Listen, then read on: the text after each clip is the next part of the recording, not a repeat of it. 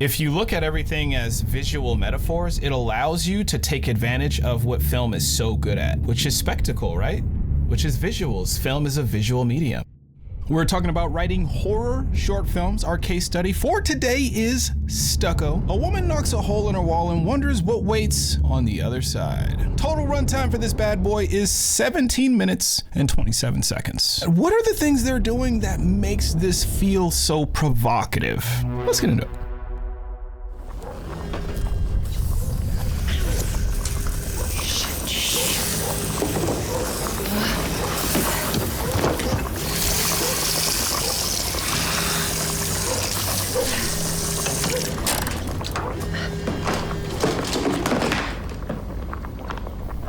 So already off top, we're starting with energy. Wake people up, get their attention. She's zipping all across the kitchen here. We got the phone ringing. We got this pot boiling here. The sink running. When she runs over here, she's whipping out a first aid kit. We're starting with that energy. Very good. Love the shot too.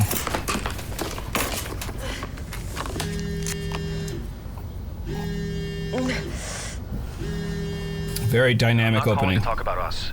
He just showed up at my work and he said that he knew everything about you and me.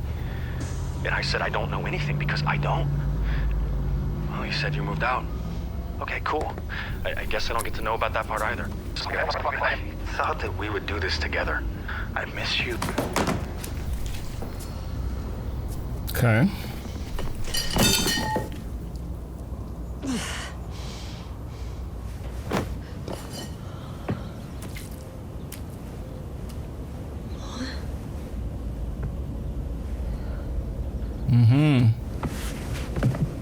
She hurt her hand, and this is the blood from when she hurt her hand earlier off screen. Got it. Got it, got it.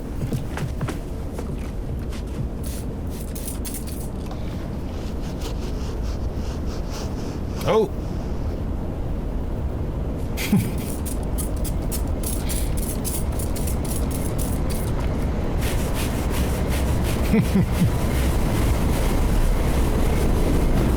Oh, you're making it worse. We have some basic tone setting. What's happening here may not even be that relevant or important to the plot. They're just letting you know what kind of party this is gonna be, okay? So you know exactly what to expect. She just smeared that blood right in there. Ooh, a lot of takeout.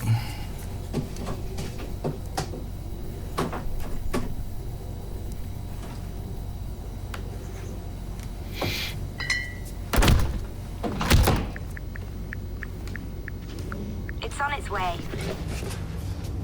Okay.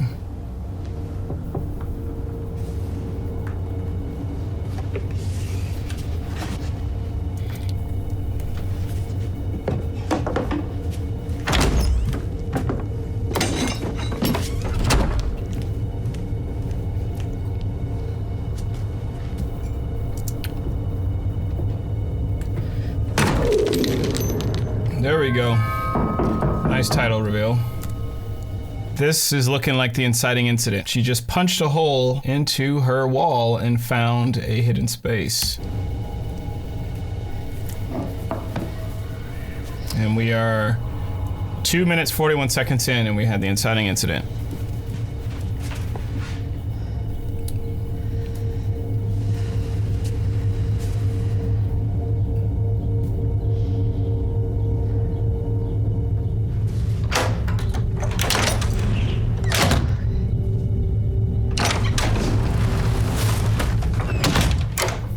Text to Lydia.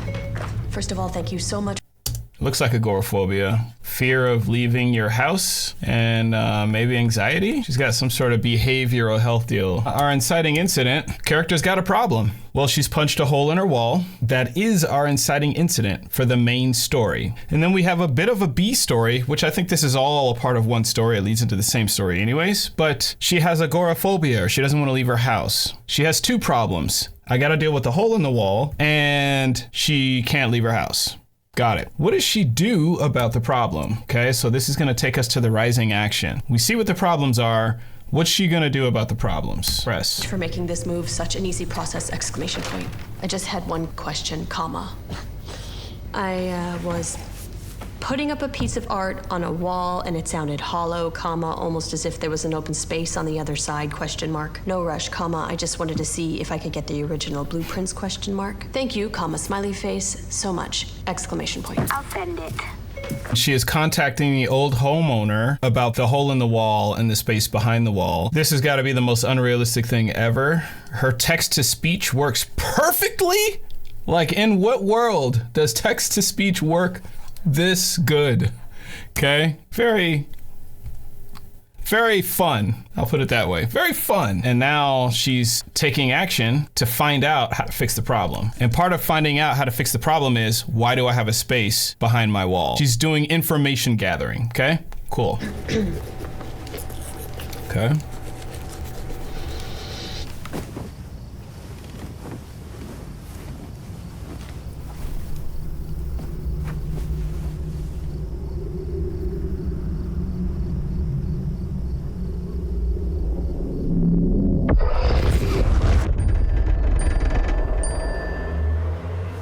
Cool editing. And I'm happy to keep Skyping, but it's time for you to come to the office. I really think that those meditations Okay, we're 4 minutes in and we're still getting some setup knocked out here. will really help your mornings. You're right. Are you all right? Oh, geez, those glasses on this lady. Look at that. Getting a cold. Well, let's use that. Make a quick trip to the drugstore. Look, even if it's only 10 minutes, you're still leaving. That little trip would be a major success. I can do that. So I think that ends our setup because we got some important information. Now we know what our protagonist's goal is. She's dealing with her agoraphobia. This is her therapist she's talking to. Got it. That is what is she wearing? They've come up with a plan.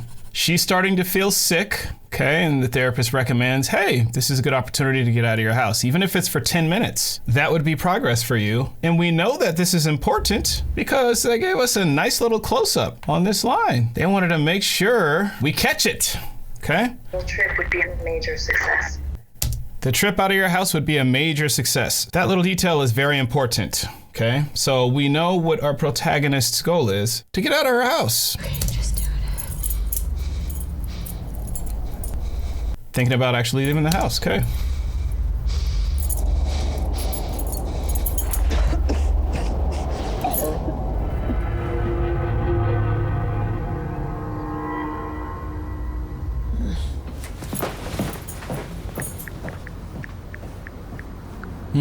It's on its way. She tries to leave the house and she can't get herself to do it. But she did try, okay? That counts. Dramatic action. Hello, my beautiful unicorns. Good morning. Now, get into your most comfortable mudra. Close your eyes.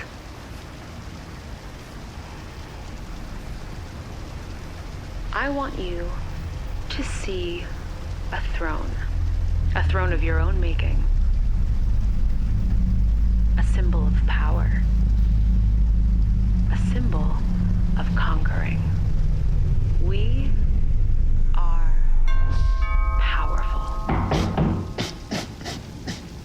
Let go and surrender yourself to the power. Deep breath.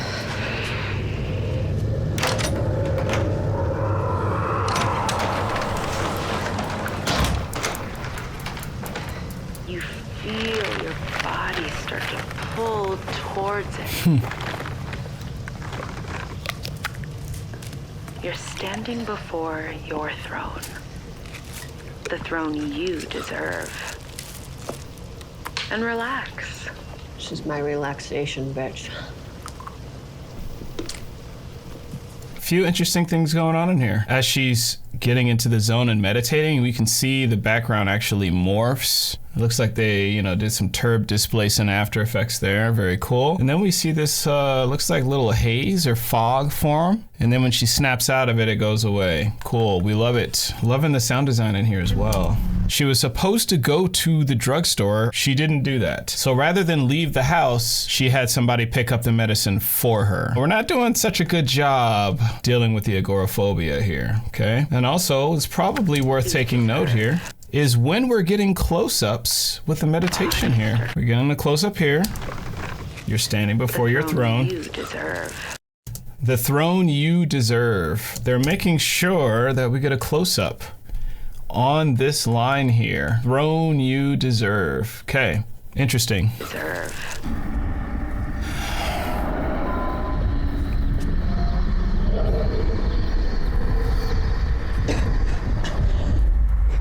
Okay, gross. Now there's hair coming out of that hole in the wall. Got it.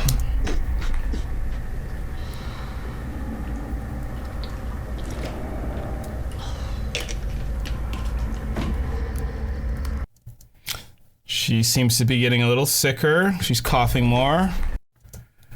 Coughing is increasing. Got it. Not good. Got it. Nice little slide left there. Ah. Okay. We're going to sleep.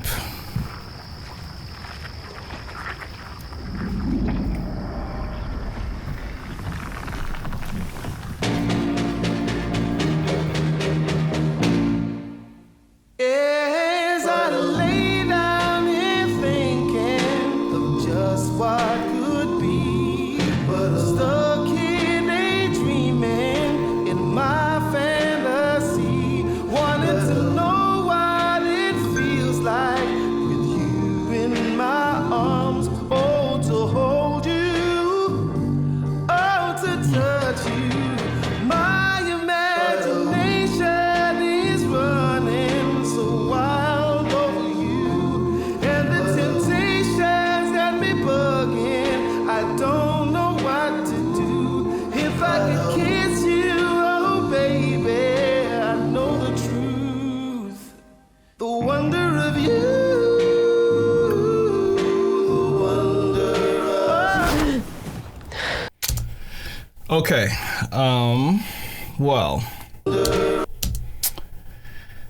Very provocative. The filmmakers understood the assignment. This is entertaining. It's bizarre behavior. It's interesting to watch. You could definitely read into this. Why would we have a scene like this? Well, she has the agoraphobia, right? So she believes her home is her security. Staying in the house. She's protected from the outside world when she's in her house. So you could look at this almost like she's making out with her walls. I am home, I'm safe, I feel protected. And the affection she's giving to her house here, this is like a metaphor for that dynamic. I feel safe, I love my house, it protects me from everything. You could look at it as a metaphor for agoraphobia here, a visual metaphor. I think this scene is here for shock value. Shock value. It's provocative, it'll get people talking. You can put this on a thumbnail, you can put this on your promo material at a festival. This could go great in a trailer, right? Like this shot would get attention. I mean, it's obvious what this looks like, fam. Looks like one of those, right? Who wouldn't click on a thumbnail like this, right? But we can't use a thumbnail like this unless there's something like that in the actual film. Am I right? I mean, I could be wrong, fam. I could be wrong. If I'm wrong, tell me, man. But I don't think that I am. Okay, it was a nightmare. Got it.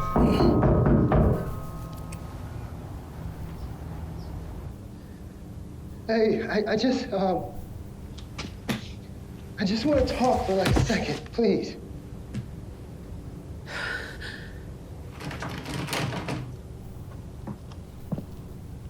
You were supposed to be it.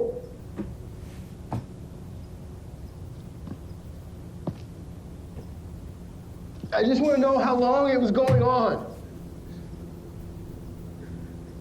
Come on, I see your car, which means you're here.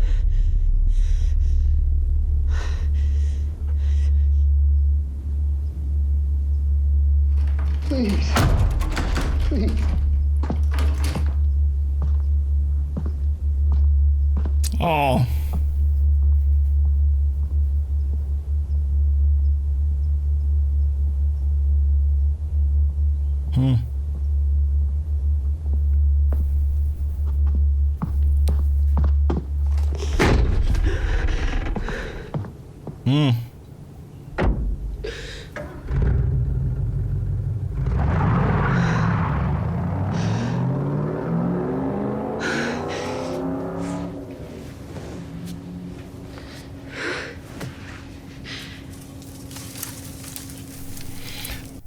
You can't ignore me. Yeah, okay, got it. At the beginning of the film, she heard some voicemails. Some guy was talking, and it seemed like she was cheating on someone else and left someone else.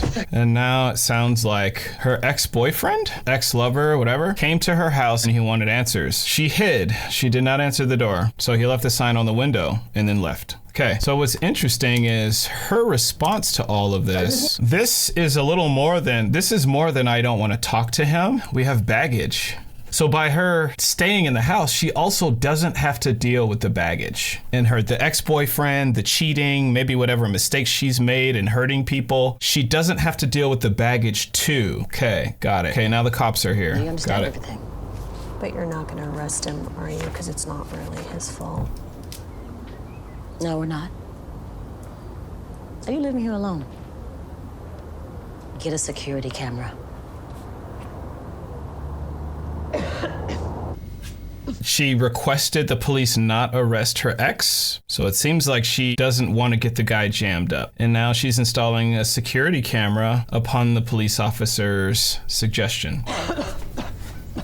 And she's coughing more. She's getting more sick here. I think her sickness is also a metaphor. She's avoiding what she needs to be facing, and it's breaking her body down because it's getting worse as the story progresses. Rising action, things are getting more complicated.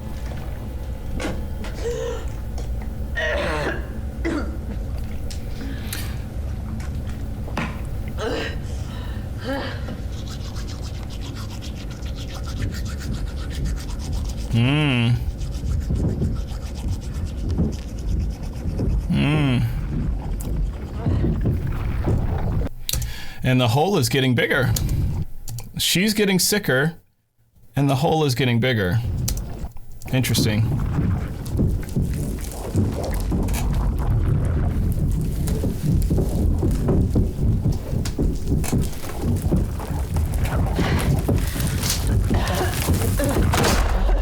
She's getting sicker. That's her body breaking down. I believe that this hole in the wall is the mind. This is a visual metaphor for the mind.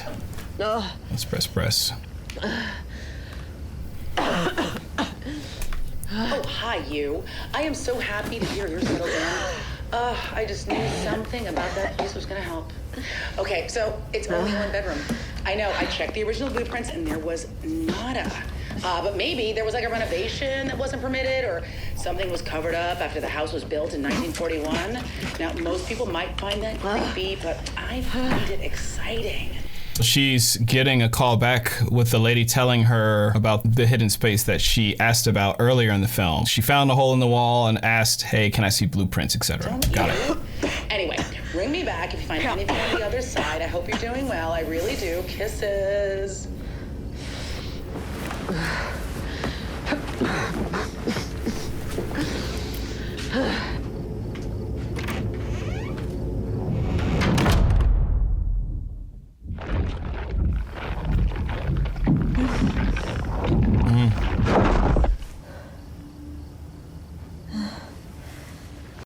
So she literally can't get away from her problems. We saw her go into the room and close the door. She got in bed and went to sleep. She wakes up on the floor right in front of the hole in the wall. So she literally can't run from her problems. Got it.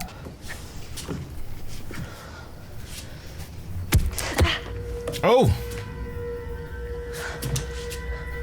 Okay.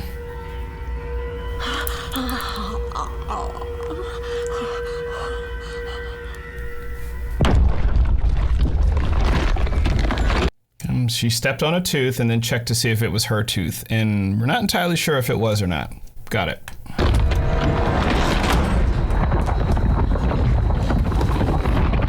We are 12 minutes in and it's 17 minutes total, so we probably should be coming up on the climax sometime here soon.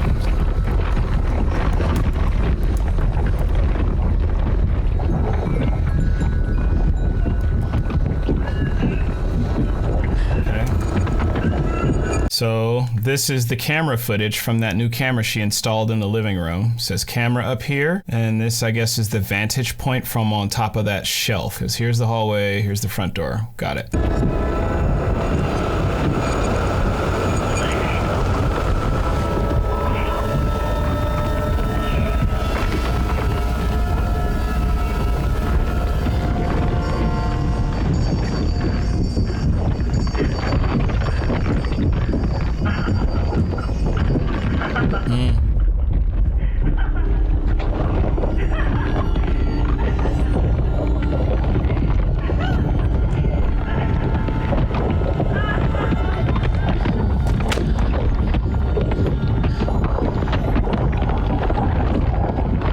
She sees herself throw up an arm onto the ground and then stuffs it into the wall. Okay, so is this a metaphor for her feeding her own fears by running from the agoraphobia and not facing it? She's essentially feeding it. Agoraphobia, whatever, agoraphobia. That's how we're spelling it today. Obviously, all of this is in her head. Clearly, right? We've made the problems pretty clear, but what's she going to do about these problems? Characters are only as interesting as what they do at the end of the day. What's she gonna do about it?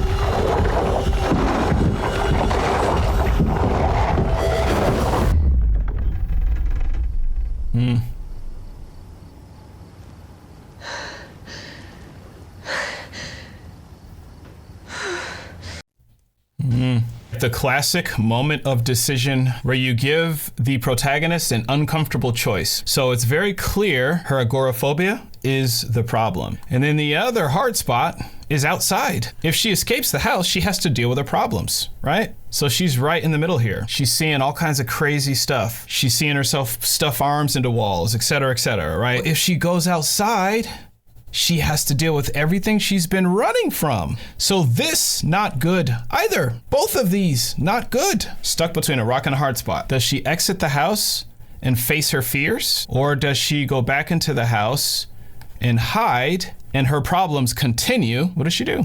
And safe to say, this is the climax here. We're 13 minutes, 40 seconds in. What does she do? Let's see.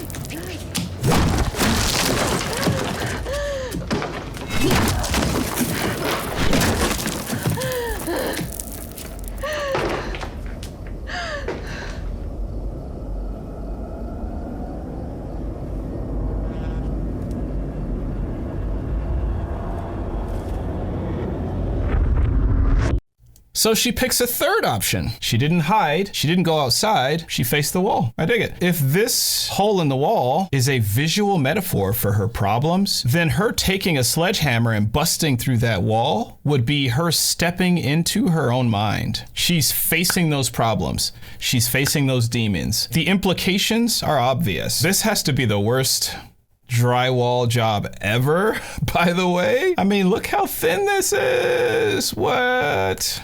Oh my God. Cool. We're in the black void, okay? Smoke, fog, infinite black. Got it. Presumably this is her mind.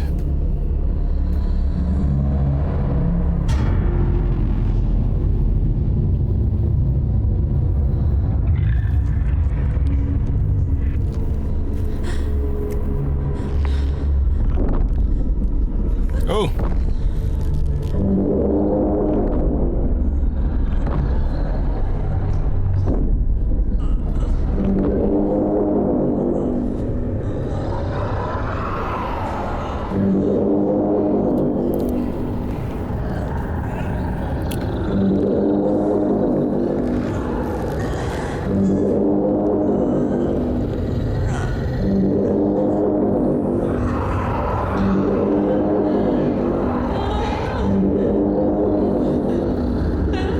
is that? Hands and feet? You got the goop on the fingers too. A crown of fingers, teeth. Well, she was stuffing those parts into the wall, and this is composed of parts. Interesting how what she's envisioning is a throne. This is a direct callback from this scene. I want you to see a throne of your own making.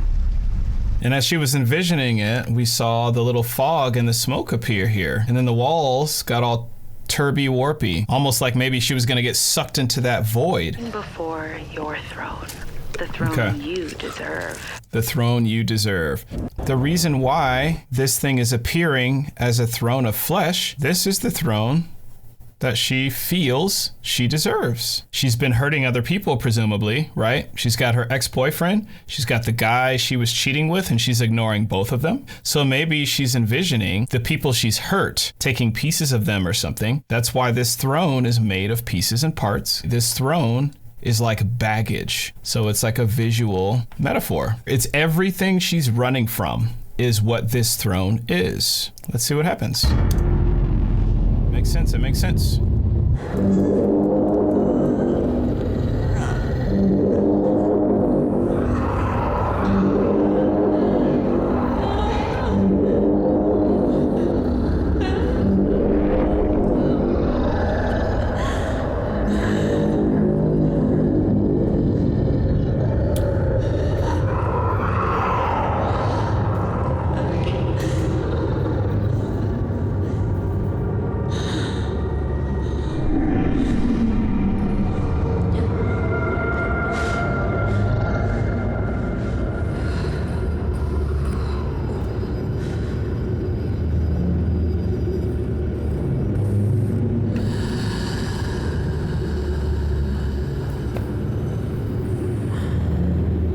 She looks happy here. Could this be security? By her accepting this crown and sitting on this throne, is she giving into the agoraphobia and the security?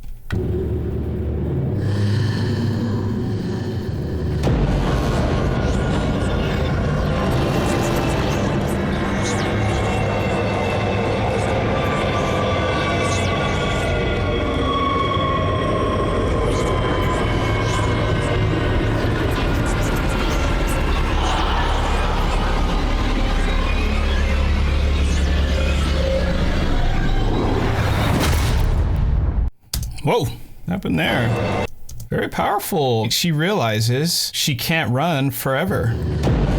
Running from these issues was actually a trap. So the chair clamping down on her was almost like she's waking up from the dream. She can't run from everything. Her fear, her agoraphobia is trying to keep her in her place, in this place. And now she's confronting it head on. This chair is her problems. The sledgehammer, her desire to confront those problems. Her dramatic action to solve her problem. Very cool. Visual storytelling 101. Dig it, dig it, dig it. Yes. All day, every day, twice on Sundays.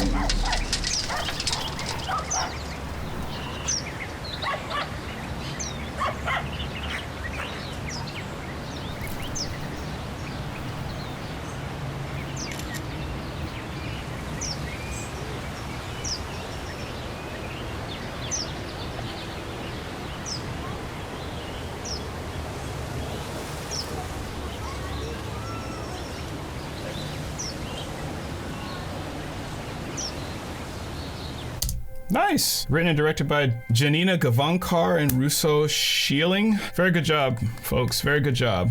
Whoa, that's a screwed up smiley face. We just saw the climax, her dealing with the chair. The resolution is the falling action afterwards. She's victorious. She defeated her problem. She got herself outside. And now we have this moment with her where she gets to take in the sunshine and realize that she finally did it. She got herself out of the house. And now she's free to deal with all the baggage she's been running from. Very nice moment. The performance is very good too. Just a hint of a smile, nothing too over the top. She closes her her eyes, and that's it. This whole background, this is all green screen, because I can see a little bit of the green fringing. The entire thing happens in a house, one house. A lot easier to shoot. You only have one location, right? Maybe the Infinite Void is another location in a studio somewhere, maybe. This is probably the filmmaker's house. I wouldn't doubt it. Maybe a friend of the family, a family member's house, whatever. This film, at the end of the day, was one big character study. Okay. Part of what makes this film work so well is all of the visual metaphors for spectacle, for shock value, for the horrific elements. If you look at everything as visual metaphors, it allows you to take advantage of what film is so good at, which is spectacle, right?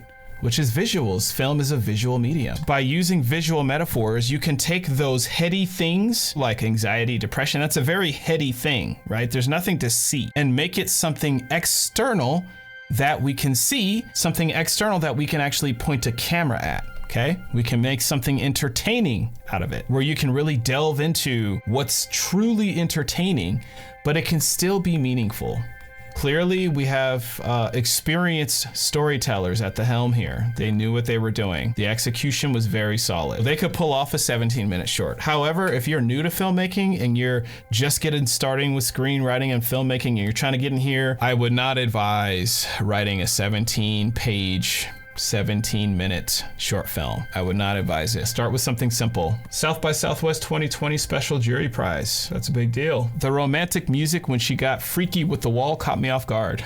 2.2K likes. The most unrealistic thing about this movie is how she speaks so many words into that audio to text, and all of them translated exactly as she spoke them. Yes, I could not agree with you more.